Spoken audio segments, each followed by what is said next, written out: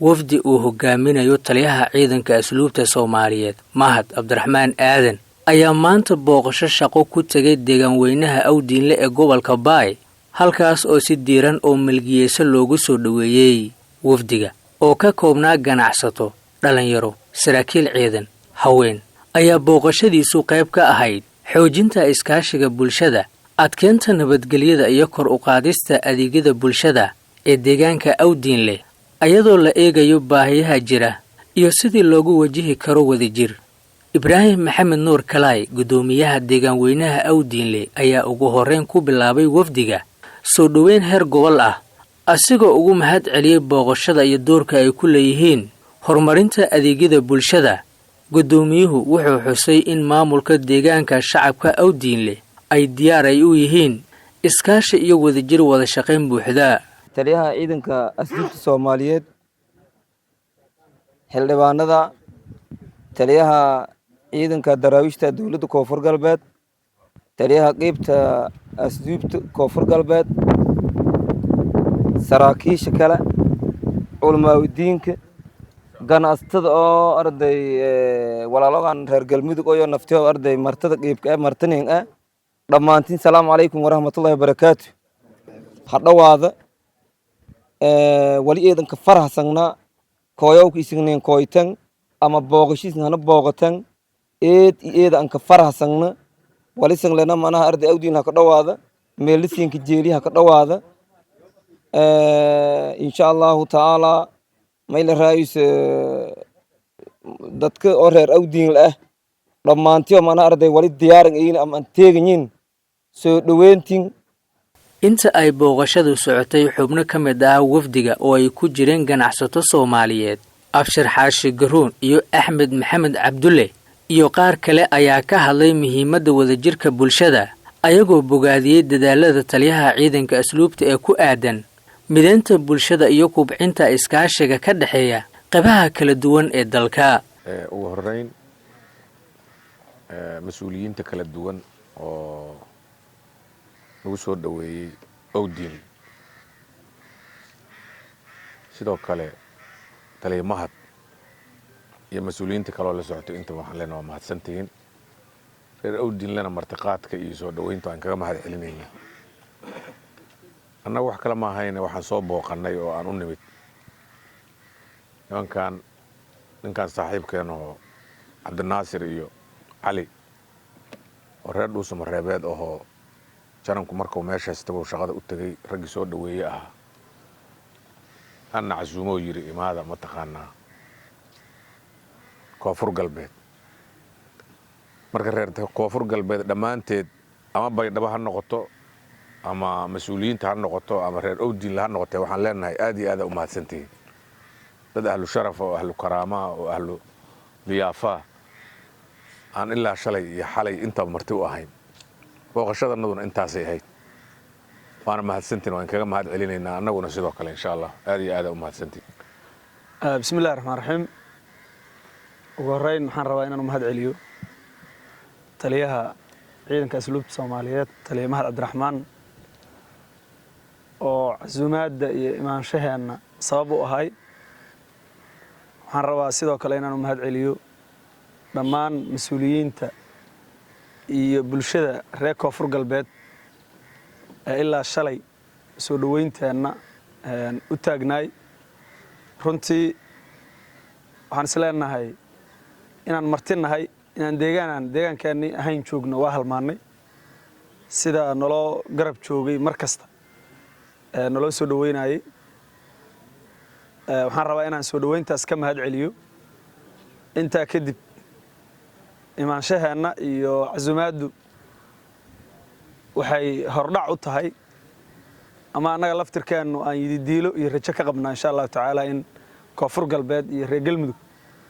ay noqdaan laba maamul goboleed oo bulshadiisu ay isdhex maraan qayb kasta oo yihiin. aniga tiimka aan wada soconay ganacsato iyo mas'uuliyiin ay u badan yihiin. Dhuusamareebaan ka imid gudoomiyaha dhalinyarada Dhuusamareebaan ahay. waxaan rajaynaa insha Allah taala dhalinyarada Dhuusamareeb iyo si guud Galmudug iyo dhallinyarada reer koonfur galbeed hadda waxaa ka dhexeeya xiriir wanaagsan waa noo yimaadaan dhallinyarada reer koonfur galbeed dhusmare baa noogu yimaadaan waan soo dhoweynaa shirarkaan isugu tagnaa aniga baydhabaan imid hadda ka horaan mar imid markaygii labaad waaye mar kasta in la isdhex maro oo bulshadu wada socoto oo la isbarto walaalnimada iyo ehelnimada la qiimeeyo waxay meesha ka saaraysaa taariikhda xun ee Soomaalida lagu sheego waxaan rabaa halkaan inaan ka salaamo taliyaha asluubta Soomaaliyeed alxamdulillah ilaahay kaligiisa maad u sugnaatay inta kadib ani waxa la magacayga Cabdi Axmed Yuusuf waxaan ahay gudoomiye ku xigeenka degmada Baraawe waxaan ahay nin reer koonfur galbeed ka tirsan dawladda koonfur galbeed iyo maamulkeeda waxaan rabaa si wada jir ah inaan soo dhaweynta iyo maqaamka sare lagu soo dhaweeyay wafdiga ka yimid galmudug inaan idinku soo dhaweyno runtii koonfur galbeed waa u jeediin waa meel nabada waa meel dadkeedu iyo iyo dawladdeedu isku xiran yihiin waa dad nabadda iyo wanaagga iyo sharafka jecel waxaan rabnaa inaa idinkana haddii ilaahay qadaro fariintaas aad gaarsiisaan haddii ilaahay galmudug ilaahay idankiisa marti sharafta oo hana booqatay saraakiisha saraakiil hileenta iyo madaxda kulli salaaman salaanta islaamka yaasiin salaaman xwaani eeda ma santiin leen kooyo ku naftaan nan kooyo dad kale leen kooyo lahana booqdo eeda aan faylata insha Allah waan ka faraxsanahay hana booqateen oo leen kooytan degmadani booqata hana deeshan eeda siinka maarna siinka mahnagaan runtii wali eedan ka faraxsanahay inay geeka dad ehel iyo qaraaba iyo daras iyo walkasabuunana ha ku jeedaan ardada dawladda galmudug booqasho awdiin lagu kooya ununa ka dhawaayna sharaf iyo karaama iyo milganingata walisan lana ardada noo isku duuban dawladda koonfur galbeed soo dhaweyntii ardada minshal hirnay raabtus isiin baragaasan farhadana ningateen inuu saasasin dhawaayna mahad Cabdiraxmaan Aadan taliyaha ciidanka asluubta Soomaaliyeed ayaa ugu mahad celiyay maamulka iyo shacabka deegaan weynaha Awdiinle soo dhaweynta taliyuhu wuxuu cadeeyay in ciidanka asluubta Soomaaliyeed ay ka go'an tahay taageeridda dadaalada lagu xoojinayo nabadda iyo iskaashiga bulshada iyo horumarinta adeegyada aasaasiga ah ee bulshada Soomaaliyeed Awdiinlow nimankan waa reer dhusmareeb gaar ahaan haddana guud ahaan waa reer dhusmareeb gaar ahaanna waa galmudug maamul goboleedkaas waay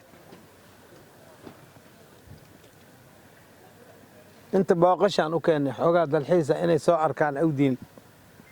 Soomaalida mudday kala maqnayd muddo way kala maqnayd ayada oo isu timid ilaahay hana gaarsiiyey anaga waxaan ka mid ahaa ayadoo isla jirta oo aan meelna la kala lahayn dadkii soo arkaan ka mid ahaa meeshaa rabtid aad tegaysid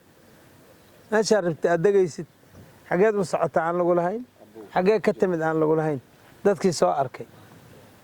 yaan ka mid ahaa waa naga dhuntay way dhuntay maalinkii ay dhumaysay oo la dhuminayay sidii loo dhumiyey iyo sidii la filayay siday noqotay waa islahaan waayeen qoys kasta oo Soomaali ah meel kasta oo jooga dhibki waa taabtay kii duur joogayna waa taabtay kii magaalo joogayna waa taabtay ilaahay naguma soo celiyay tii taas waa midaas waxayna ku fiicanta wada jirkeeda iyo Soomaalinimadeeda yay ku fiicanta haddii intaas la waaye waa xaaladda caadi ma aha weli nimankan odayaasha aniga waa adinka fiirsanaya waa la isfiirsadaay dhusmareebaan tegay caasimadooda waay dhusmareeb intaan joogay gudaheeda magaalada gudaheeda 8 beri aan joogay gudaha dhusmareeb askari aniga ila joogay oo waardiye oo qori wata waa arkay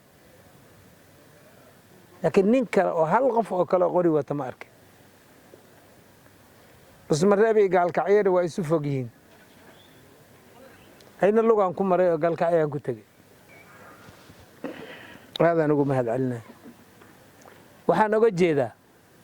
gaalkacyo iyo dhusmareeb waa isu dheer yihiin way kala fog yihiin inta u dhaxaysana tuulooyin badan baa yaa ku yaalloon marnay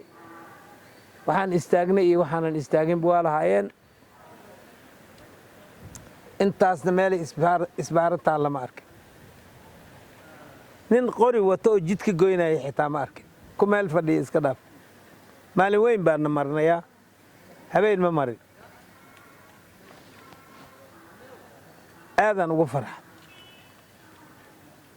shabaabna ma arag isbaarana ma arag yaa waxaan aragnay ma jirin wax rabsho oo na gashay ma jirin xabaal wadareed dhusmareeb gudaheeda oo shabaab lagu duugay qabri dheer ah oo intaan la eg yaa la igeeyo la yidhi meeshan shabaabaa ka buuxo ku duugan yaa shabaab horta abaalkiisa kaas waayay ogaada kuma soo noqonayo mana dheero meelahan dhow jooga meel sisaan loogu galo shabaab kuma soo noqonayo annaga hadda nagama dheero waa is ogna meelahan dhow lay joogaa hadda waa na maqlayaan u malaynaa yaa marka aad bay ugu mahadsan yihiin intaas dhulka la eg inaan marno oo aanan qorina arag waa hal qoriye ogaada marka inaan idin soo tusno waxa meesha yaalla ay nala arkaan soomaaliya waxbay wada leedahay darisna waa leeyahay isku ummadna waa nahay yaan inta u keenay waana mahadsantihiin sidaad noola soo dhoweyseen aadaan inkugu mahadcelinaa gudaha baydhabo ha noqota maanta waa awdiin la joogna ha noqota meel walba waa idiin mahadcelinaa gunta dambe wafdiga ayaa kulamo miro dhal ah la yeeshay odayaasha dhaqanka waxgaradka iyo qeybaha kala duwan ee bulshada kuwaasoo inta badan lagu falaqeeyey arrimaha nabadgelyada horumarka adeegyada iyo sidii loo xoojin lahaa wada shaqaynta ka dhexaysa bulshada iyo hay-adaha dowladda Sergito 5 Somali TV deegaan weynaha awdiinle ee gobolka Baay falaqeeyey arrimaha nabadgelyada horumarka adeegyada iyo sidii loo xoojin lahaa wada shaqaynta ka dhexaysa bulshada iyo hay-adaha dowladda Sergito 5 Somali TV deegaan weynaha awdiinle ee gobolka Baay